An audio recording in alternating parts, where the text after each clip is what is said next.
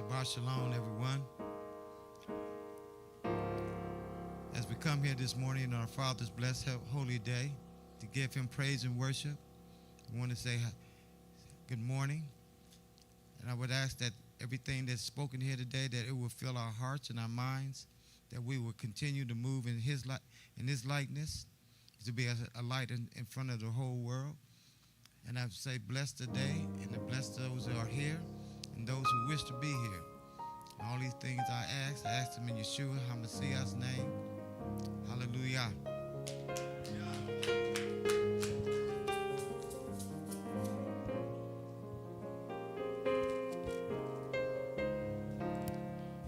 And God spoke all these words, saying, I am the Lord thy God, which have brought thee out of the land of Egypt, out of the house of bondage. Thou shalt have no other gods before me. Thou shalt not make unto thee any graven image or any likeness of anything that is in the heaven above, or that is in the earth beneath, or that is in the water under the earth. Thou shalt not bow down thyself to them, nor serve them. For I, the Lord thy God, am a jealous God, visiting the iniquity of the fathers upon the children unto the third and fourth generation of them that hate me, and showing mercy unto thousands of them that love me and keep my commandments. Thou shalt not take the name of the Lord thy God in vain, for the Lord will not hold him guiltless that taketh his name in vain. Remember the Sabbath day and keep it holy. 6 days thou shalt labor and do all thy work, but the seventh day is the Sabbath of the Lord thy God. In it thou shalt not do any work, thou, nor thy son, nor thy daughter, thy manservant, nor thy maidservant, nor thy cattle, nor thy stranger that is within thy gates. For in 6 days the Lord made heaven and earth, the sea, and all that in them is, and rested the seventh day. Wherefore the Lord blessed the Sabbath day, and hallowed it. Honor thy father and thy mother, that thy days may be long upon the land which the Lord thy God giveth thee. Thou shalt not kill. Thou shalt not commit adultery. Thou shalt not steal. Thou shalt not bear false witness against thy neighbor. Thou shalt not covet thy neighbor's house. Thou shalt not covet thy neighbor's wife, nor his manservant, nor his maidservant, nor his ox, nor his donkey, nor anything that is thy neighbor's. Hallelujah.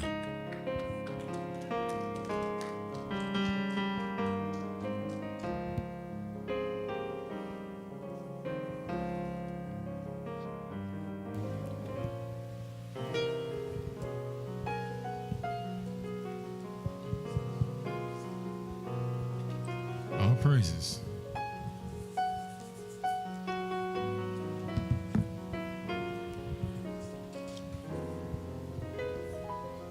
How y'all doing today? Everybody good? All praises. All right. It's that season. So going into the fall season, the fall feast season, it seemed like it was just yesterday that we was in the top of the year and we was going through the spring feast. Now here we are going through the fall feast. So time is flying.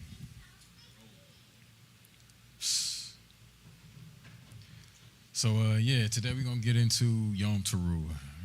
Just take a look at it. See what the day is about.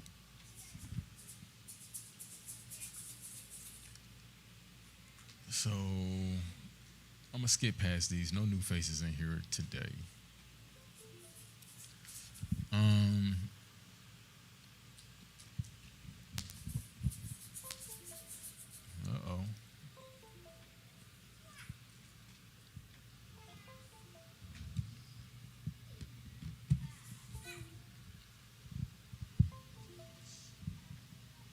We're gonna get it together.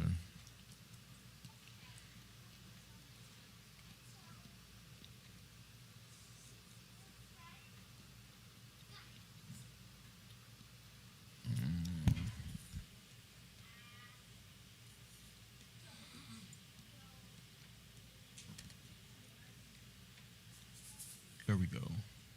Are we good back there, Hawk? No? Let me...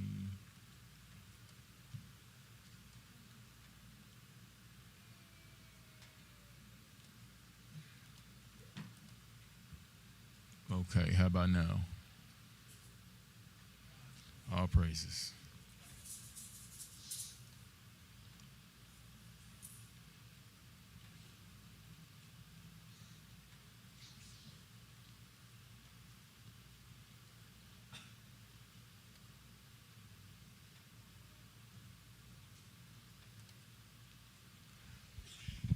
Okay, all praises. So let's get past these. This is not the right one.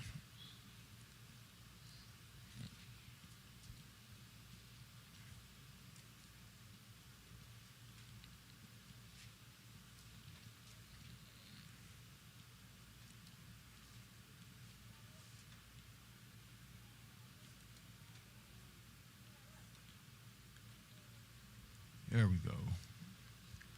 All right, how are we back there, Og?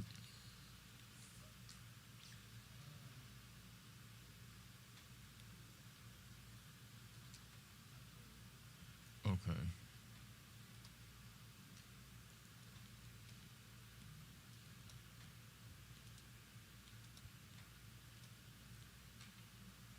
All right, now how are we?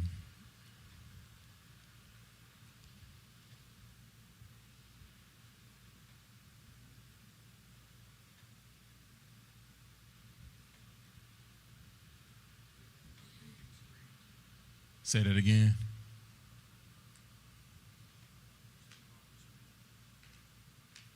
You can't see that?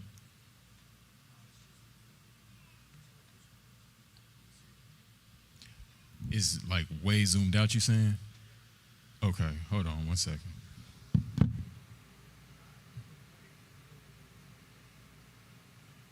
I can't hear him. If you probably just gotta zoom that in back there. Like if you grab the edges holding down Alt. Yeah, like you can only see a small little section of this, you saying?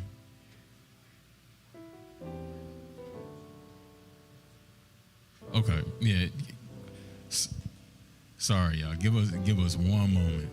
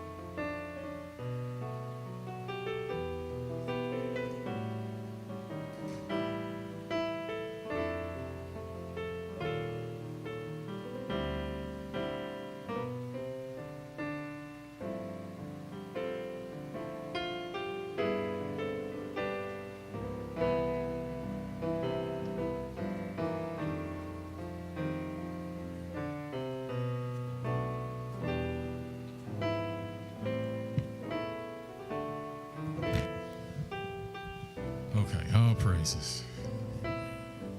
Now we should be good to go.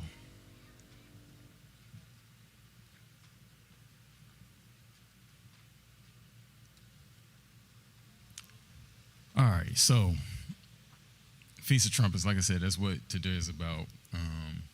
We going into that season. So I wanted to ask the question, what is the Feast of Trumpets all about?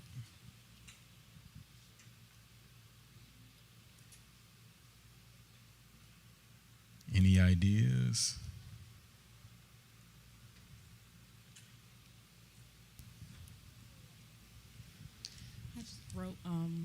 couple of things down today in my just meditation and looking it up. There was a reason why the trumpets or the shofar was blown. Can I give some list them? So it would happen before war to gather the people to get their attention. You can blow out a celebration, worship, happiness, praising Abba Yahuwah. Like, for example, with David in the ark, when the ark came in the mist, he blew the shofar and started praising the Father. It also can be to let everyone know that Abba Yahuwah is in the midst. He's going to fight before, so they will blow the shofar. Abba Yahuwah is in the midst, like, go. So it was like it's almost like to gather people and to get their attention so they can hear the instruction or what's about to happen. All praises.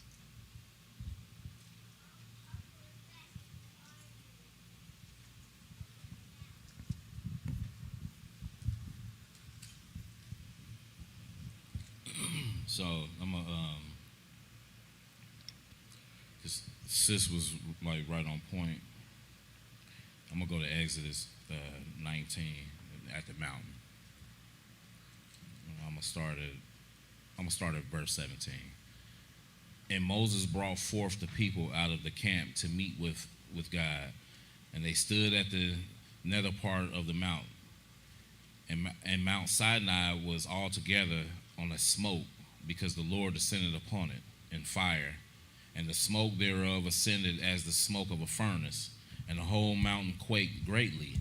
And when the voice of the trumpet sounded long and waxed louder and louder, Moses spoke, and God answered him by a voice. And so I'm reading this because everything she said is on point, but like she said, the king is here. So anytime the king is in the midst, or even an earthly king is on his way, they're blowing the trumpets. The king is here.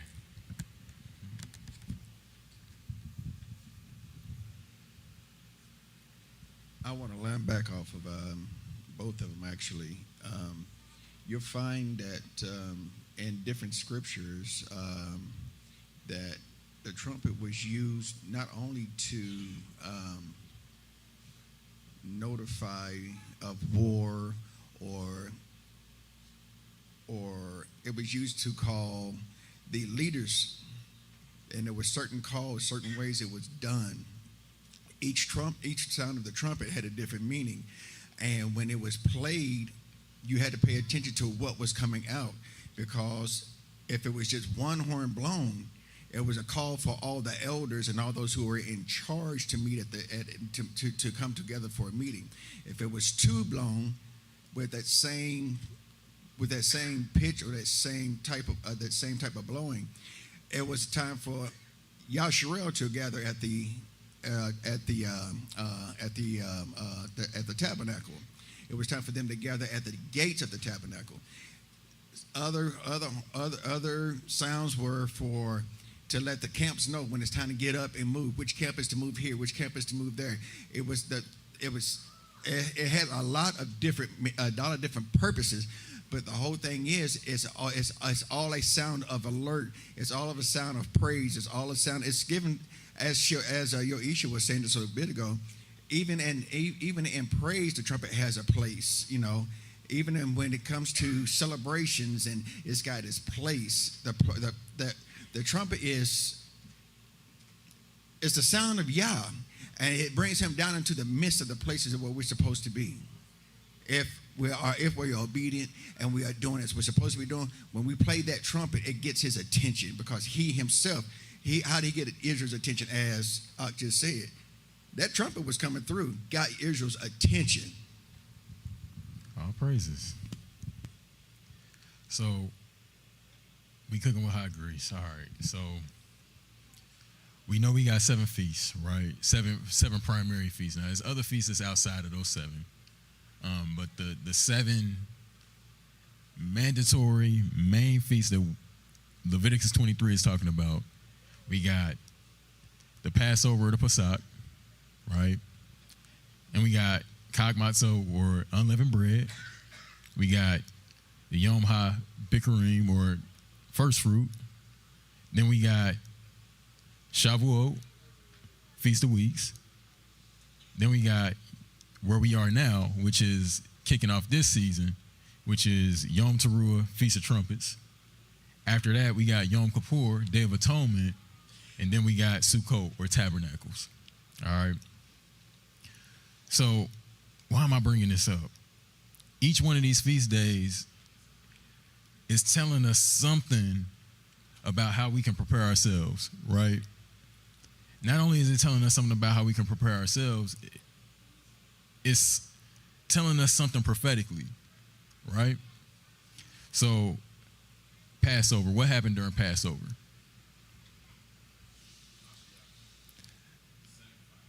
Let's get Akamite. We're going to start connecting some dots.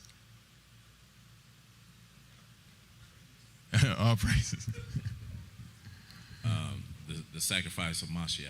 All right, so we know Yahusha died on the Passover, right? Con. And then from that, we understand, he's our Passover lamb, right? Without spot, without blemish. So we good there. At the day of the Last Supper, what did he say? He said, well, do this now in remembrance of me. Con. What was he doing? Bread and wine. Bread and wine. They feasting. It's Passover season, right? So they got this quote unquote setter right there in front of them. So we know that in the days of old, he said, when y'all keep this Passover, why do we keep it? In remembrance of him. In remembrance of him and what he did for our ancestors coming out of Egypt, right? Parting the Red Sea, right? How he struck Egypt's firstborn to bring us out as his firstborn, right? So then we go from there. Now we got unleavened bread. What does that tell us about unleavened bread? We see how we can be like this unleavened bread, right? We know Mashiach said that leaven, it's like, beware this leaven of the Pharisees, these things that can puff us up, right? Unleavened bread is flat bread, right? None added to it. It's not puffed up. It just is what it is. First fruits. Who's our first fruit? Mashiach. Okay, so we see how these was feast days that happened, and we've been keeping these feast days for thousands of years before Mashiach. And then now we see that once he comes, we're starting to get revelation of what these things, what these patterns was about, right? Shavuot, Feast of Weeks. This is one that y'all might not have caught. Go ahead, Doc. First fruits. Can we connect that with his resurrection? Absolutely. Con. Absolutely. Con. And then to Going to add with first fruits, like remembering, give the first of what you have to the Father. The first belongs to him, and then you can have the rest of the harvest or whatever Yahuwah has allowed you to be able to have. all praises. Now, what's also happening in the background of these is that these are primarily like going around the agricultural seasons in a year, right? So we know during Passover, during that season, we dealing with barley harvest. Then we get to Feast of Weeks, we dealing with wheat harvest. Now we coming into this fall season, and we're going to start dealing with basically like your fruit harvest, grapes, things like that. That's going to start coming towards this latter part of it. And we'll touch more on that, Father willing, by the time we get to Sukkot or Tabernacles. All right, so, yeah. Feast of Weeks. Something happened in the book of Acts during Pentecost. Right? What happened? What was that about? Ruach came, right? So you see how all of these things are paralleling with something in the prophetic timeline. And so now here we are, Yom Teruah. All right, so I'm not going to give this one away yet. We're going to see that each one of these things have been telling us about what we need to do to prepare to be ready for that last feast day in a prophetic sense. right? And this is why we keep going through these cycles every year, year by year, going through these feast days, right? So, Leviticus 23, starting at verse 1. Now, for anybody that doesn't know, this is where we can find all of these feasts that we're talking about. They're all in that chapter, right? Leviticus 23:1, it says, "And Yahuwah spoke to Moses, saying, Speak to the children of Israel and say to them, The appointed times of Yahuwah, which you are to proclaim and set apart gatherings, my appointed times are these." Right? So, all 7 of those feasts are in that chapter. You can read on in your own time. What I want us to see is that these are, 1, appointed times, and 2, these are set apart gatherings, right? Let me ask y'all a few questions. I'm going to jump past the first one because we kind of just answered that. But what's the significance of this feast?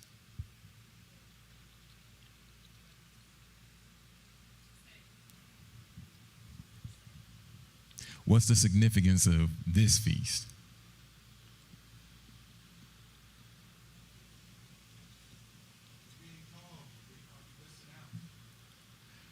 Somebody in the mic. This feast, we're being called to hear that voice that is getting ready to tell us what to do with the next feast. That voice is telling us that, hey, I'm trying to call you out of where you are. Start to examine yourself, because there's going to come a time when I'm going to require a little bit more of you, but you're going to have to be pure. You're going to have to be able to, I hate to say it, but you're going to have to atone for what it is that you've ever done, and then turn from your wicked ways and come back to me. All praises.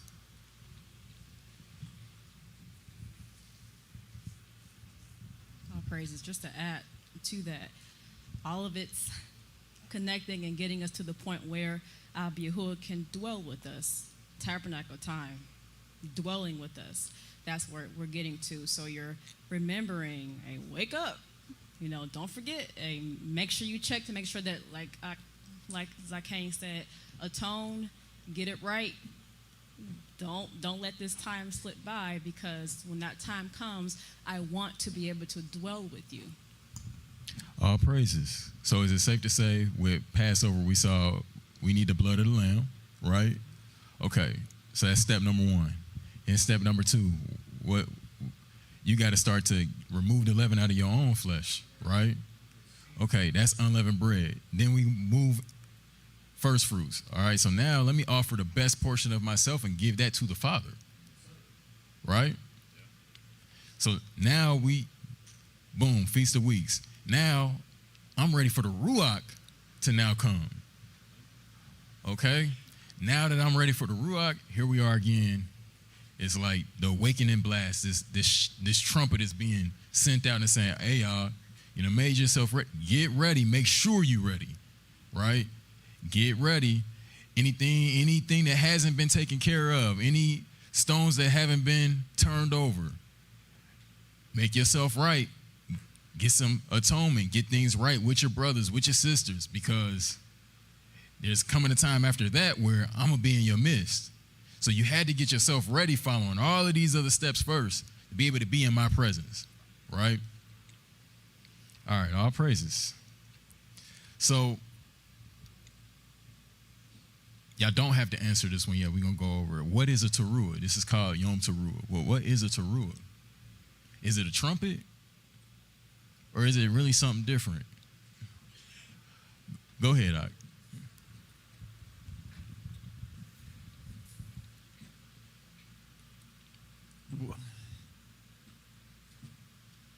It's your voice. It's the voice of warning. It is a voice of alert. It's a voice. When you look in the Strong's, it gives you 2 definitions. It gives you the actual horn, ram's horn, trumpet, but then it also adds your voice to that. The voice of warning. The prophets are very well known trumpets of the Most High. He tells us in Isaiah 58 to do what? Lift your voice as a trumpet. Cry loud, cry loud, spare not.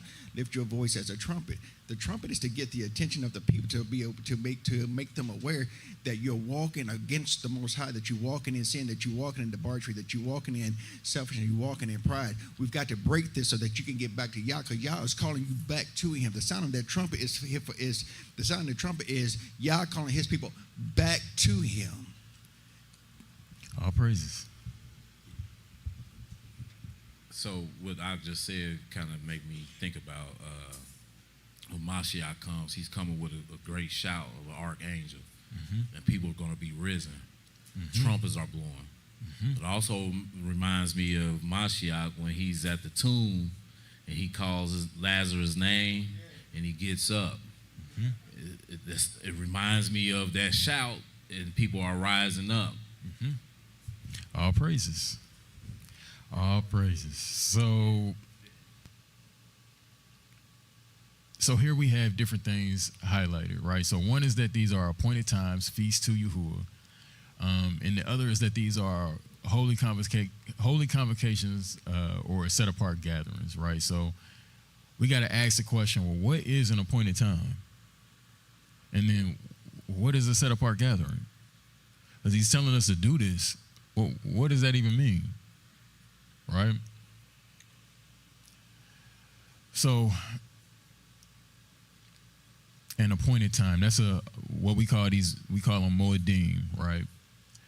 H4150, properly an appointment that is a fixed time or season, specifically a festival, conventionally a year, by implication an assembly as convened for a definite purpose.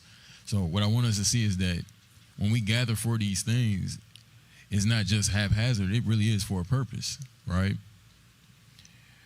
Technically, the congregation, by extension, the place of meeting, also a signal, as appointed before time, an appointed sign or an appointed time.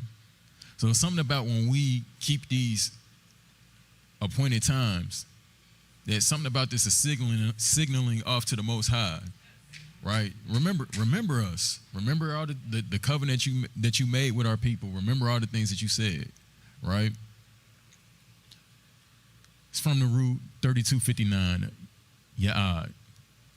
By agreement or appointment, by implication to meet.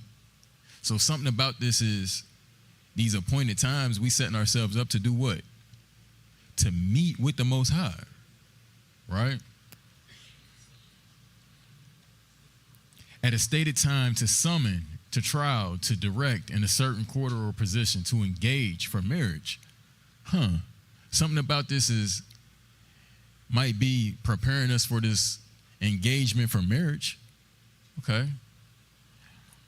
To agree to assemble yourselves to gather together. All right. So Amos 3:1 says, "Hear this word that Yahuwah has spoken against you, O people of Israel, against the whole family that I brought up out of the land of Egypt. You only have I known of all the families of the earth. Therefore, I will punish you after your iniquities. Do two walk together unless they have agreed to meet." Right? So this is something that the Father has ordained and He done set up. It's already pinned on His calendar. I'm going to come by, and whoever ready, they're going to come see me. And I'm going to pop down and I'm going to meet with them. Right? That's what these seasons are designed for. So by now we know that these feasts are signs or signals of greater things that are to come. They call for the people of Yahuwah to gather in one place on one accord for Yahuwah's purpose. Now, what happened in the book of Acts chapter 2 when they were all in one place on one accord? And because of that, what happened? Some miraculous things happened where the Spirit was able to come down and move because we was all in one place on one accord. And that one accord wasn't evil, because we seen where people came on one place on one accord to do evil in the Tower of Babel, right? When He came down in, what did He do? He had to destroy that whole plan, scatter everybody. And then next thing you know, now their ability to communicate with one another is now hindered. Whereas in Acts chapter 2, the opposite is happening, because now they're coming, instead of for their own wicked purposes, they're coming to see Him. Now the communication barriers that got separated in the Tower of Babel, what happened? Instead of them not being able to understand one another, now the language barrier is gone and they're able to understand one another, right? So that's what these things are there for. They're set up for us to be able to come one place, one accord, see the Father. But we also understand that if we're going to do that, then they have to be quote unquote set apart gatherings because we can't be in his presence any kind of way, right? So notice how agreement with Yahuwah is going to be important if we want to gather with him, right? Our appointed times are our feast, right? So this is a mikra, something that is called out. That is a public meeting, the act, the persons, or the place. Also a rehearsal. So something about these feast days that's a rehearsal. Like anybody ever been to, like even a conventional wedding, right? A regular modern day wedding. They usually have everybody that's going to be a part of the wedding do what? We don't do a couple rehearsals. That way we ain't looking crazy. The camera's going to be rolling. We don't be looking crazy out here not knowing what we doing, right? Messing up the day. That's what these feast days are. Rehearsals. You got some?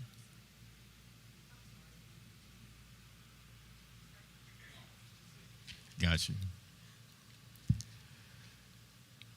An assembling, a calling, a convocation, or a reading, right? It comes from 71:21 Korah. Through the idea of accosting a person met, to call out to, that is properly to address by name, but using a variety of applications to berate self, those that are bidden or those that are invited, right? So basically what I'm getting at is that these feast days are an open invitation, right? It's an open invitation for us to be able to come and meet with the Father. That's the goal. So every year when we're going through these cycles, we're supposed to be rehearsing the steps, right? Trying to get better and better every cycle so that when that time does come, we'll be prepared, right? All praises. So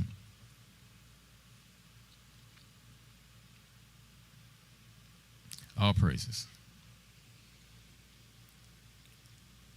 Matthew 22 and verse 1.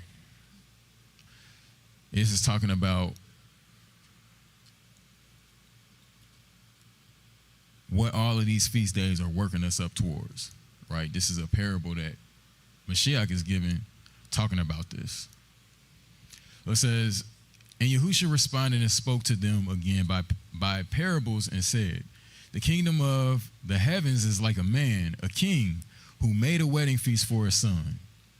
So now, what is it like? It's like a marriage. It's like a wedding feast that he set up for his son. And what do we just see? And all that? That's what that's about, right? Okay, all praises. And he sent out his servants to call those who were invited to the wedding feast, but they would not come. Now, I just said that these feast days, they are what?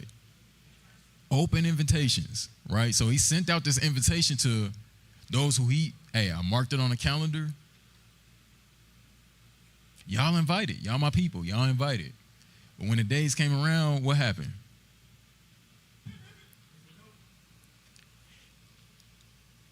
They didn't come. Right?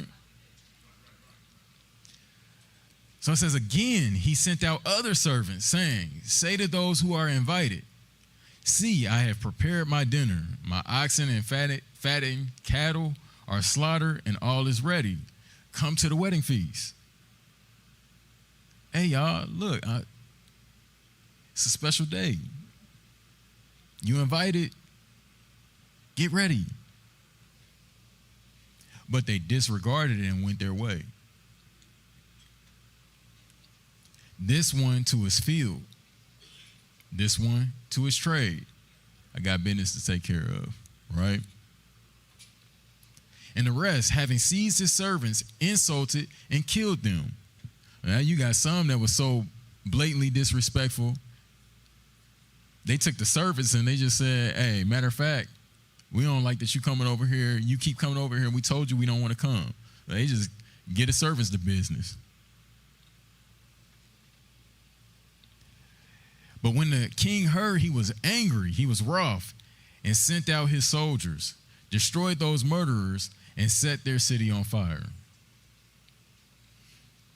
Then he said to his servants, the wedding feast indeed is ready, but those who were invited were not worthy. So what are we learning? We're learning that now there is a step and a process to, if we want to be in this, walk in through these doors and celebrate, we got to do what? We got to make ourselves worthy. We got to make ourselves ready. That's telling us some cleaning up and some preparation that we got to do, which is all praises. That's why these are rehearsals. We got time. Year by year, he's giving us these rehearsals to keep practicing, because we want to be ready when this day comes.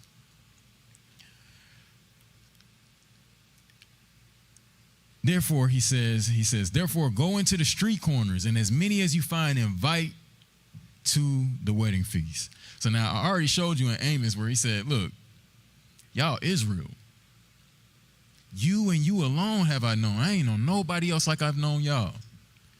I'm yours, y'all are mine. But then what happened? Those that was called, they didn't show up. So now he at the point where he like, listen, hey, if there is anybody else out there that's willing to come to this wedding feast,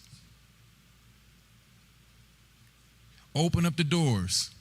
I ain't about to just have it in here empty. I done wasted all my time and my money setting this event up. We gonna party, whether y'all come or y'all don't, right? So now we gonna have to go out to some that ain't Israel and let's see if they are, who gonna take this seriously. Talk about being provoked to jealousy, right? Because I guarantee you, once they start having a good old time, you're going to look over and be like, dang. Right? What's all that noise? If I hear that 808 one more time.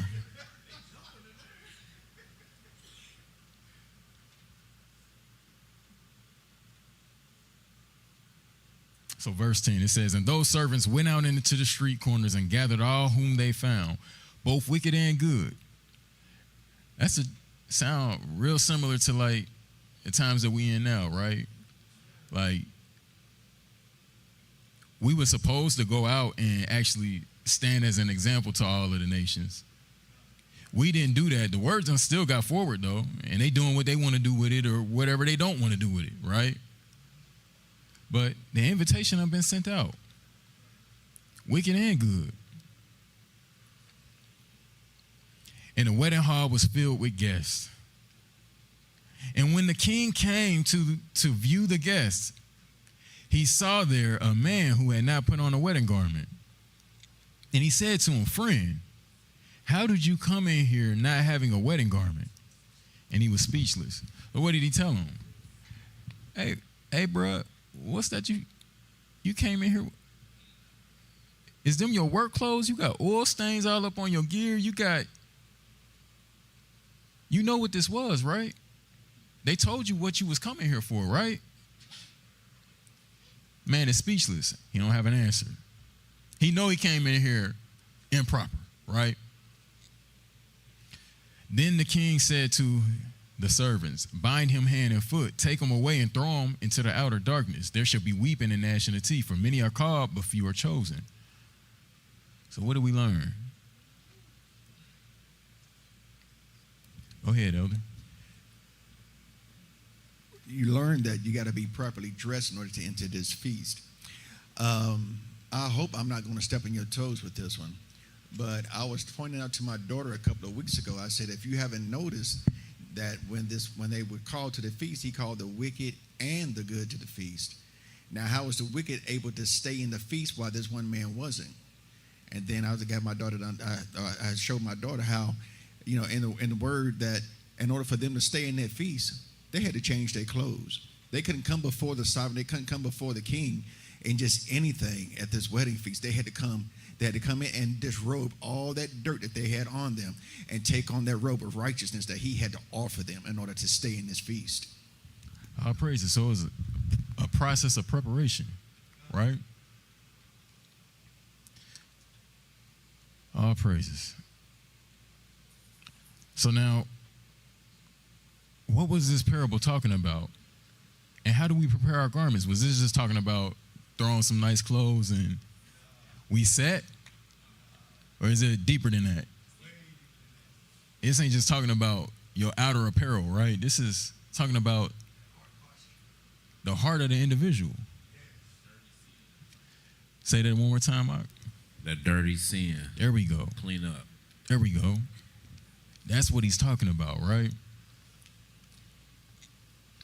So preparation, G2680, right? This is one of the words for prepare. I'm not even gonna try to pronounce that because Kat as you Atzo. I don't know how to say it, but it's from G2596 and a derivative of G4632 to prepare thoroughly, properly by external equipment, whereas G2090 refers rather to internal fitness, by implication to construct, create, build, make, ordain, or prepare, right? So this word is used in Luke 1:16. It says, and he shall turn many of the children of Israel to their Elohim, and he shall go before him in the spirit of and power of Elijah to turn the hearts of the fathers to the children and the disobedient to the insight of the righteous, to make ready a people prepared for Yahuwah, right? So this is that word for preparation, right? And that's fine. This is an outward preparation, right? But I said, it says G2090 refers rather to internal fitness. Well, let's look at that. G2090. Het yomazo, to prepare, right? To make ready. This is found in Revelation 19:6. And I heard as the voice of a great crowd, as the sound of many waters, and as the sound of mighty thunder, saying, Hallelujah, for Yahuwah El Shaddai reigns. Let us be glad and rejoice and give him praise, for the marriage of the Lamb has come, and his wife prepared herself. So now we seeing this is specifically dealing with the bride, right? And she did what? She internally prepared herself, right? Ezekiel 44:9. Now what we're going to see is both of these preparations are going to come together, right? And this is how we're going to make ourselves ready. That's why we're going through these rehearsals.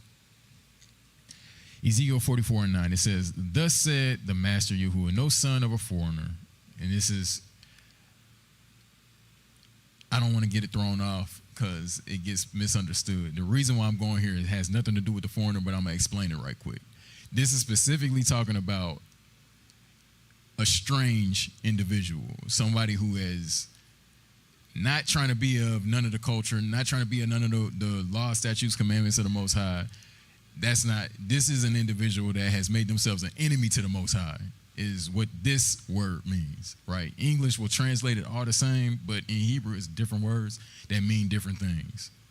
All right, so it says, Thus said the Master Yahuwah, no son of a foreigner or a stranger, uncircumcised in heart or uncircumcised in flesh, comes into my set-apart place, even the son of a foreigner or a Nakar, a heathen, specifically one that has strange ways, who is among the children of Israel, right? So why do we go here? What I want us to see is that you got to be both circumcised in your heart and circumcised in your flesh. It's not going to be enough to have just one or the other, right? And it's supposed to start where? Inside, and then work itself out. If you start with the outside, the second half of the job is already done, and that's it, right? Like, you're not going to backtrack and then go back to get the heart right. Like, you got to start at the heart, and then you got to work yourself out, right? So once you get your inside cleaned up, then you're going to start to notice that outside going to start to clean up, right? But you can't put the horse before the carriage. You can't clean the outside of the cup and then let the inside of the cup be raggedy and messed up and dirty. It's not going to work that way, right? So, like I said, there were several different words used to describe individuals of foreign descent, which denotes different meanings in Hebrew, although they may have been translated similarly in English. So one, you got a ger. So a ger, they translate it as a foreigner or as a stranger, but this is somebody who is now a part of the Commonwealth of Israel, right? They have turned away from their ways of their nation. So this isn't a blood thing is what I'm trying to get at. This isn't a bloodline thing. This is talking about somebody who don't care about Israel and don't want to care nothing about Israel or their Elohim. That's what that's talking about, right? You got Azur, which is like probably worse than a Nakar, which is like hostile. Like, this is like a hostile stranger, like an enemy done crept in. You got Toshab, which is like a foreign resident. This is somebody that they here on a work visa. I'll put it like that. Like, they was in Israel, maybe providing a service, but they really wasn't a part of Israel. And then you got what we just saw in the car, which is, again, this is somebody they don't care anything about being a part of Israel, right? So you'll see, if y'all ever go back and do the studies, like even in Exodus 12, those words are all there, and you will see they all translated the same, but it'll say like one is able to keep the Passover if they circumcise themselves, but others is like, no, they're not allowed. So they're not allowed because they don't care nothing about what's going on anyway. So just wanted to make a difference there.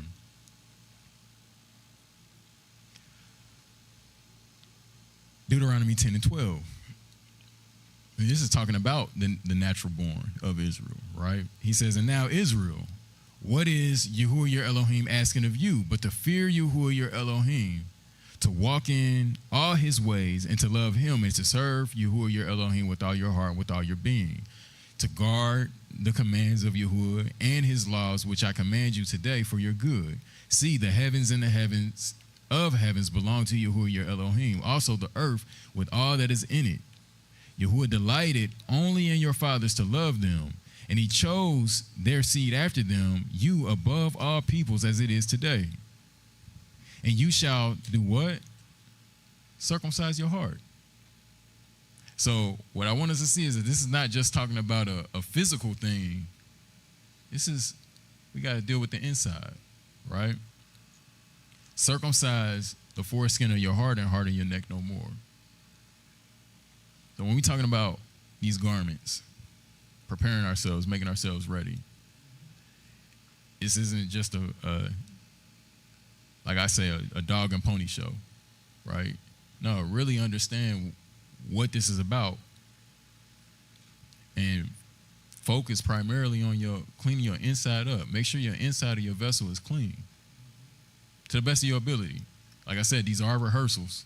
So year by year, you're going to find something, and hopefully you can make an improvement on that. Then come the next year, the Father hopefully shows something else, and then it's next year and next year and next year. We keep walking through this thing until we get to the end, right? How do we prepare our garments? Revelation 3 and 5. He who overcomes shall be dressed in white robes. Is this talking about just clothes? Or is this something a little bit deeper?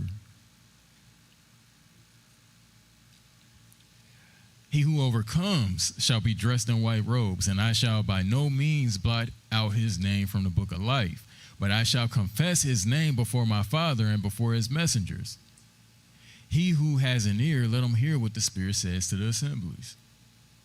So it's some things that we got to overcome if we're trying to have this clean gown given to us, right? Again, these feast days are what? Rehearsals. We getting ready. We getting ready. You don't rehearse in the regular gown, right? You rehearse in rehearsal clothes.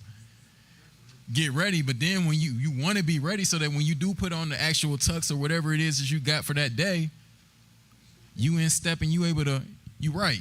You big stepping, right? That's what we want. These are patterns, cycles, patterns of greater things to come. What do we have to wake up from, and how can we overcome and prepare our garments? You got to ask yourself that question, because again, that's what the season is all about. Telling us, hey, get ready. No man knows the day or the hour, but I'm coming. And that day might be sooner than what you might think it is, right? We don't know. I'm a believer of what? Man, stay ready so you ain't got to get ready, right? That's what these cycles are for, so that we stay ready so we ain't got to get ready. That day come and then the trumpet's blasting and then now we scrambling. We don't be like those knocking on the door saying, hey, let us in, we here. It's already locked up.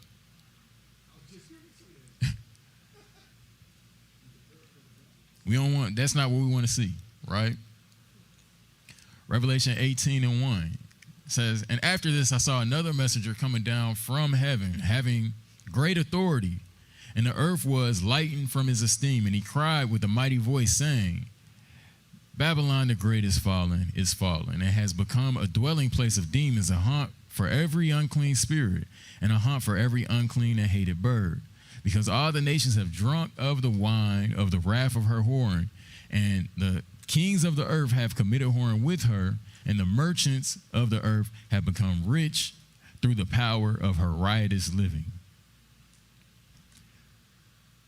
Have we ever just turned on the YouTube or the whatever social media app or whatever TV channel, or open up the blinds and look outside, or like, it's no shortage of evil that's happening around us, right? And a lot of it, we always say, what's at the root of a lot of the evil that we see? Something about like maybe love of money. You see all kinds of things that people do just for that. Coveting. Quote unquote social influencers, right? They making all of this money. But why, if they making that amount of money, how much money is the companies that's using them to influence the people making off of them? You got to start to ask these questions like, nah, this is a whole system that's set up off of what? It said what? The merchants of the earth have become rich through the power of her riotous living. I was just speaking yesterday to somebody, and I brought up when you said the internet, the internet, which you were just talking about. It just reminded me. I was literally speaking with someone yesterday, and the word was, and I was talking about. I was took them to the word, and it was letting them know how the word talks about men become lover of themselves, and what we see in this, a lot of this reels and all this whatever, the influencing is people love themselves. They want to see themselves on the screen. They want to hear their voices on the screen. They want to influence people to want to be like them, and that's everything that is in Galatians 5, I believe, the way it talks about this. It talks about the people being the lover of themselves, the people what's the word I'm looking for, what they're trying to copycat, I forget what. Huh? Yeah, emulating the wrong things, all for alike, a pride issue. It boils down to all kinds of, but it boils down to an issue of selfishness, pride, self-lust. I mean, it's just horrible. And then they want everybody to be what? Like them. And then people are, well, if he can do it, then I can do it. I'll just take what he's doing and do it my own way. And it's all the same thing. Mm-hmm. It's all exactly the same thing. Mm-hmm. And it's leading our children, our grandchildren, nieces and nephews, even some of us, is leading us down a path that there is no return. Mm-hmm.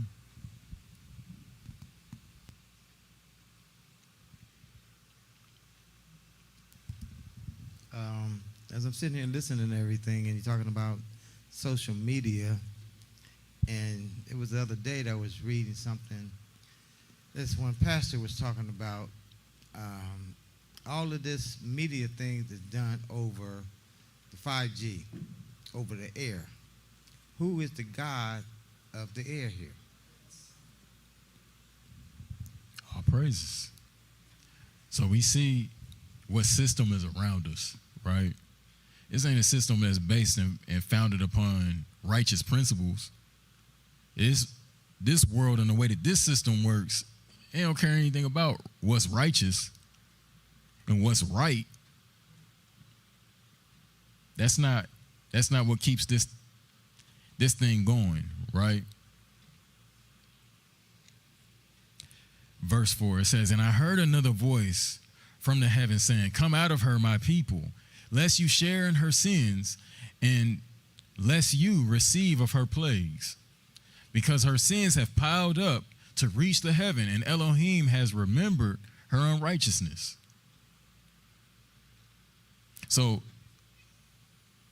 here we are, we know he says what? Like, no, they're not of the world. We just in the world, right? But we can't move like the world moves. This is how we prepare and make ourselves ready. This is how we clean up these garments, right?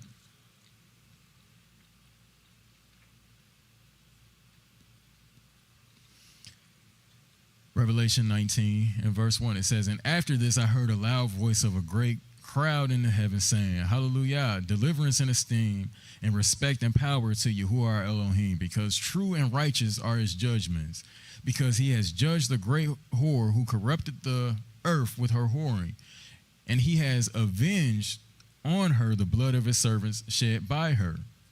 And a second time they said, 'Hallelujah, and her smoke rises up forever and ever.' And the 24 elders and the 4 living creatures fell down and worshiped Elohim, who sat on the throne, saying, 'Amen, hallelujah.' And a voice came from the throne saying, 'Praise our Elohim, all you his servants, and those who fear him, both small and great.' And I heard as the voice of a great crowd, as the sound of many waters, and as the sound of mighty thunder, saying, 'Hallelujah, for Yahuwah El Shaddai reigns. Let us be glad and rejoice and give him praise, for the marriage of the Lamb has come, and his wife prepared herself. And to her it was given to be dressed in fine linen.'" So now this right here is something that's given after they've made themselves ready, right? So they've rehearsed, and now they're ready for the big day, right? And now the proper apparel is given for the big day, right? Well, what was it? It says, "And to her it was given to be dressed in fine linen, clean and bright, for the fine linen is the righteousness of the set apart ones." So if you want to know how do I get myself ready? How do I make myself prepared for these feast days? It's right there. Clothe yourself in righteousness. That's how you do it. Anybody, what is righteousness? I heard Devarim, Deuteronomy 6:25,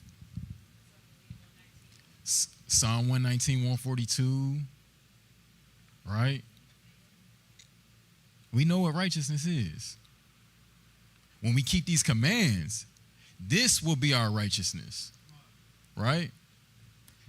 He said, what's Psalm 119, 142? What does he say? And your what? Keeping his Torah. That's how we clothe ourselves in this righteousness, right? That's preparing our garments so that we can enter in. It said, "And he said to me, right, blessed are those who have been called to the marriage supper of the Lamb. And he said to me, these are the true words of Elohim." So now, we all in here for a reason. We've all been called to this marriage supper. We've all been invited, right? All praises. Now it's up to us to answer the call. Say, okay, let me make sure it's what day? Okay, let me get my garments right. Let me start clothing myself in righteousness so that he can give me this apparel so that when the day does come and we no longer rehearsing this, I can big step with the rest of them. That's what we want. Verse 10, it says, and I fell at his feet to worship him, but he said to me, see, do not do it. I am your fellow servant and of your brothers who possess the witness of Yahusha. Worship Elohim, for the witness of Yahusha is the spirit of prophecy. All right. So now, significance of this particular day. So notice how doing these rehearsals are preparing us for the ultimate wedding feast of Yahuwah and Yahusha. So this process is designed, if we will have ears to hear and eyes to see, to prepare us for the entrance into the kingdom. So each one of these feasts are designed to teach us what must be done in order for our garments to be clean and without spot so that we can participate in the wedding feast. That's the goal. Every last one of these feast days when we go through this cycle is something that's trying to prepare us for this ultimate day. Or doors will open up and we'll be allowed to come in. I don't know about y'all, but I'm trying to see that.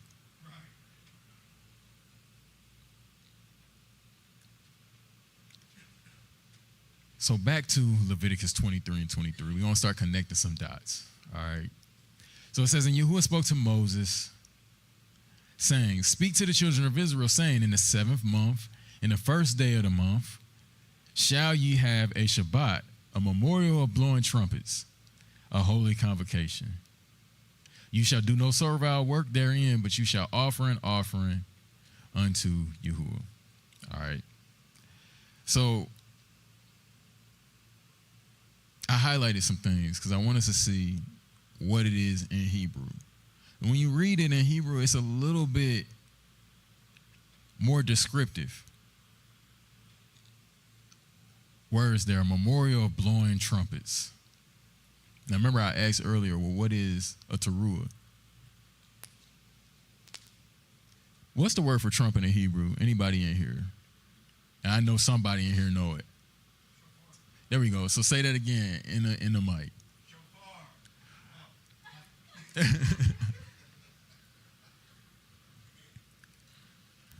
Shofar. Okay, so is this Yom Shofar? Or this is the Yom Teruah, right? All right, so all praises.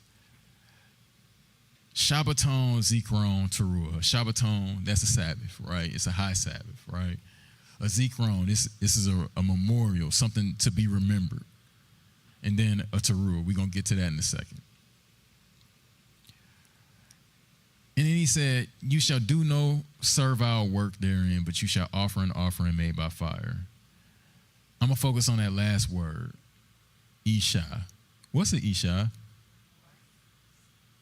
It's a bride. It's a wife, right? So what's happening here is the word in Hebrew, Isha, is same word for fire. It's the feminine version of a fire. But it's also same word for wife, right? So something about this offering made by fire might be connected and tell us something about this quote-unquote Isha, this bride of Elohim. All right, so just, again, keep all of that in mind. So what is a teruah? It's not necessarily a trumpet, but what it is the sound that the trumpet makes. All right, so teruah, 8643, a clamor, that is acclamation of joy or a battle cry, especially clangor of trumpets as an alarm, right? So an alarm, a jubah, or a joyful sound, a loud noise, a rejoicing, a shouting. From H7321, figuratively to split the ears with sound. That's loud, right? That is shout for alarm or joy, to blow an alarm, to cry, to alarm or to cry out, to destroy, to make a joyful noise, to shout for joy, sounding an alarm and triumph, right? So this is what this day is about. It's not just about walking around with a shofar or a trumpet, right? This is a day of rejoicing. It's a day of, again, a memorial, right,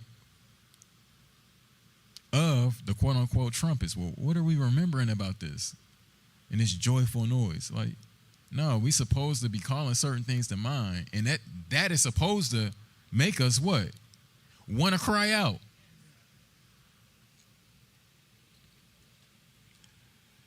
So Brown Driver's Brief lexicon. It's an alarm. It's an alarm of war, a battle cry, a blast, a shout for joy, right? It's the shout of joy in general. But another way that this word is translated is as an awakening blast or an awakening shout, right? It's like an alarm, like you said, an alarm. So consider how Yahuwah is crying out to us to wake us up, right? We've been asleep for a long time. And now these trumpets blowing louder and louder, trying to wake us up, right? It's an awakening blast. How many of us, it was like, man, like when we first started to come into this, it was like the veil was pulled. Eyes was opened up. It was like, man, what in the world? I've been walking around and I didn't notice all this time. And it's been right here. How didn't I see this? And it's like, wow, like you don't even, from that point forward, you can't look at the world the same, right? Like everything is different. You like questioning everything. Like, hold on, wait a minute, what's on this? Why they put this in? What is this? Why they put this in this? Right? From that point forward, yeah, from that point forward. And then you realize like, oh, nah, y'all, they trying to get us.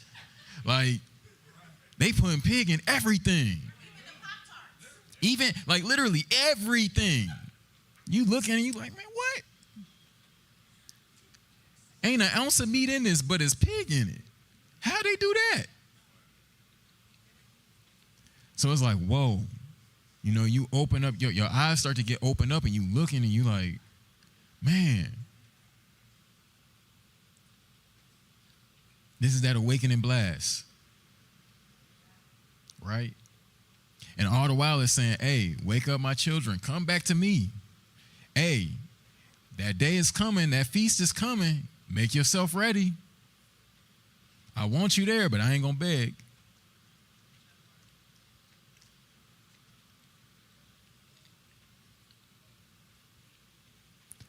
So Numbers 10. Numbers 10 and 1. All the reasons why they would make this sound.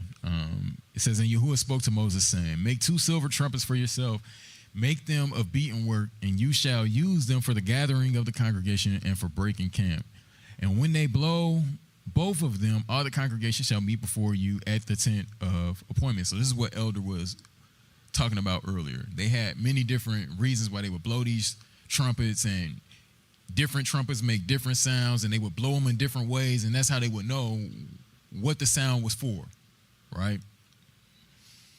It says, and if they blow one, then the leaders, the heads of the thousands of Israel shall gather to you. And when you blow a shout, now that word for shout is teruah. So when you blow it in a way of a teruah, the camps that lie on the east shall depart. And when you blow a shout or an alarm, a teruah, the second time, then the camps that lie on the south side shall depart. They blow a shout for them to depart. And when the assembly is to be assembled, you blow, but you do not shout. And the sons of Aaron, the priests, blow with the trumpets. And it shall be to you a law forever throughout your generations.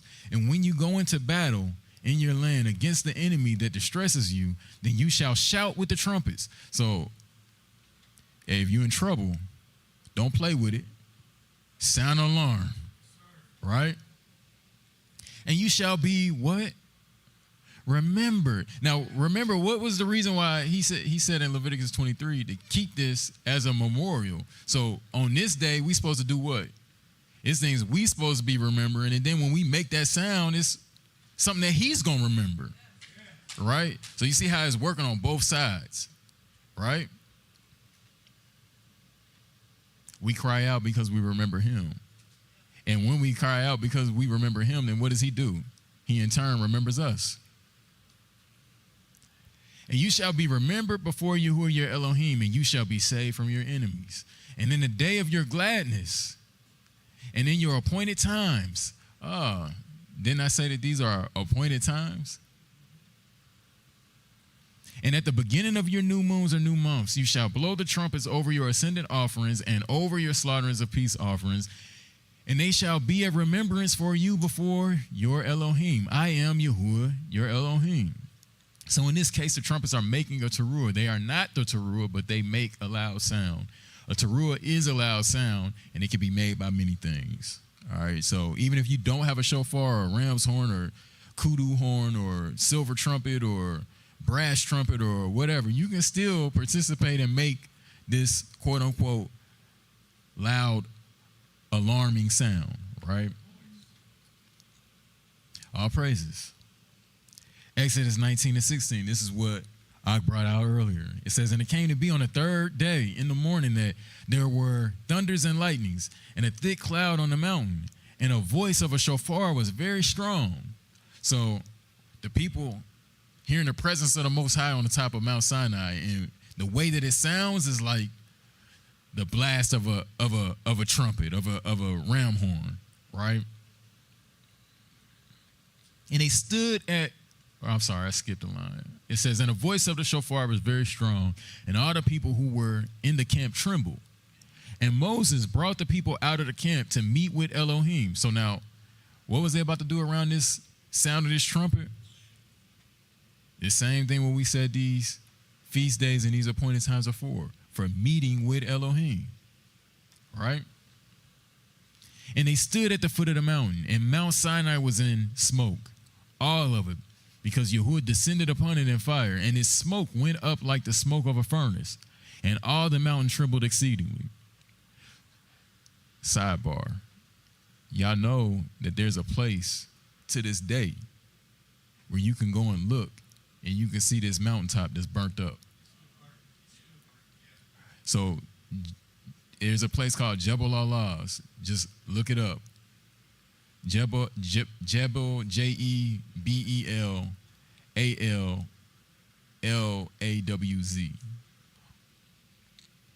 Just look that place up. They went to this place and they found all of the signs.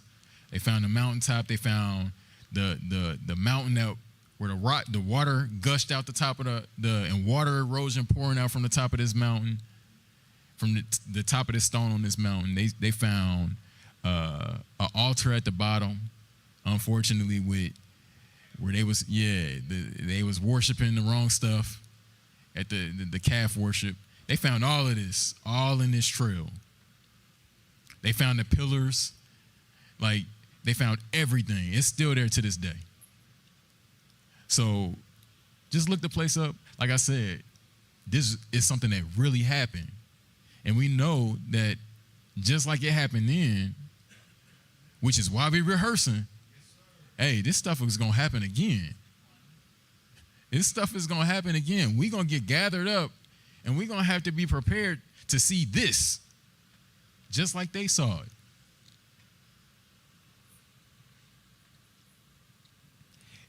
Verse 19, it says, and when the voice of the shofar, the trumpet, sounded loud and became very strong, Moses spoke, and Elohim answered him by voice. And Yahuwah came down upon Mount Sinai on the top of the mountain. And Yahuwah called Moses to the top of the mountain, and Moses went up. And Yahuwah said to Moses, go down and warn the people, lest they break through unto Yahuwah the sea, and many of them fall. And let the priests who come near Yahuwah set themselves apart too, lest Yahuwah break out against them. So again, what is this telling us? You got to make yourself ready. He's going to come and he's willing to be in your presence, but you got to make yourself ready to be in that presence. Because if you don't, like he said, hey, I'm not going to even hold you. The wrong thing come across here, I'm not just going to look at it. Right? Like I'm not going to just let it fly. No more than any of us when we in our house, right? If something enters in that don't belong there, you're going to get rid of it. Yeah. Right?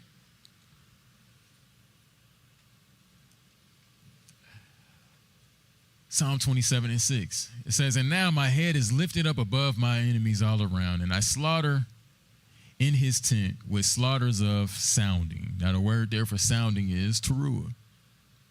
I sing Yes, I sing praises to Yahuwah. So what's the teruah here?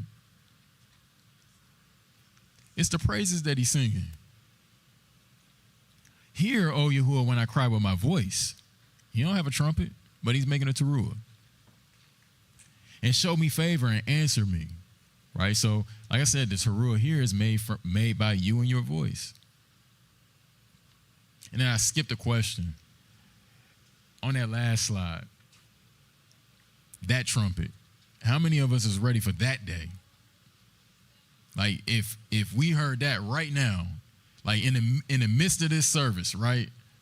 And then we just start hearing the shofar, like, and it ain't a tornado alarm. Should we be scared from that? But it ain't at least we got a basement here though, so maybe we'd be all right with the tornado alarm. But we start hearing that alarm, how many of us is ready? Or are we gonna be just like they was, like, hey, we scared? Go ahead, sis. Shalom. I was just literally thinking about that while you were just saying that, because I don't know if anyone's heard this, that a lot of the times the Most High did his miracles or things like that, it was around a feast day or on a feast day. And a lot of Bible scholars I have seen across the globe always thinking, because, no one, like he said, the word says no man knows the day or the hour. However, the Feast of Trumpets is a pretty high feast of all the feasts, because he could actually come on the Feast of Trumpets, but we just would never know when, of course. But I don't know if you've heard that. And like you said, we could be sitting here and that trumpet sound, and you either ready or not. That's why he said in Revelation, I think it's 22:12, he that is holy, be holy still. He that is righteous, be righteous still. He that is filthy, be filthy still. Because whatever disposition you're in when he returns, when that trumpet sounds, that's it. That's it. It's a wrap. So this is not to be taken lightly, these feast days. In other words, we really got to be in tune with them. I'm still learning them, because I'm new at this for probably like 4 years now, going on 5. But I do know what this represents. It's important. All praises. Yeah, I would say, what I will say about that is, like you said, no man knows the day or the hour. So do some speculate that the fall feast season is where certain things will take place? Yeah, I've heard it, and I would say it's fair. I'm not going to push back on it. You know what my answer is on things like that is like, hey, like I said earlier, stay ready so I ain't got to get ready. Like, whenever that happens, if it is, all praises. But what I will say is, I also understand the danger in it, because a lot of times what happens is people will start date setting. Like, it's something going on right now where it's like, next week, certain things supposed to take place, and then when they don't happen, and it's like, you know what I mean? So it's like,